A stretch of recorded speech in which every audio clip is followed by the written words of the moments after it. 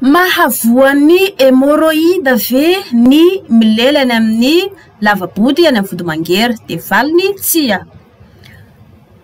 Antony de satria ny hémorroïde de karazana bouton kely mivoto eto amin'ny vavan'ny lavabody.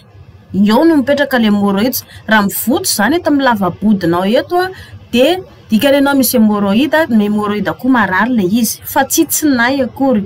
Misy ihany koa nefa le hémorroïde sasany miditra any anaty lavabody mihitsiny de mivotovoto le izy zany karazana mivoto fa zany mangana.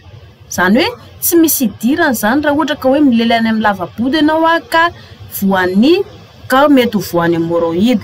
Fa na izany na tsy zany raha ohatra ianao ka hoe voan'ny hémorroïde de tsy tokony pingapinga mihitsy mbola andeha lelany amin'ny lavabody satria tady aretina any vao maika idirana angaso satria tsy maintsy ho vaky eo le hémorroïde mibotsina kely iny de vao maika hiteraka aretina ratsy eo. Rehefa fantatra hoe misy hémorroïde de tsy azo atao le izy fa ary amin'ny fory ihany no milely.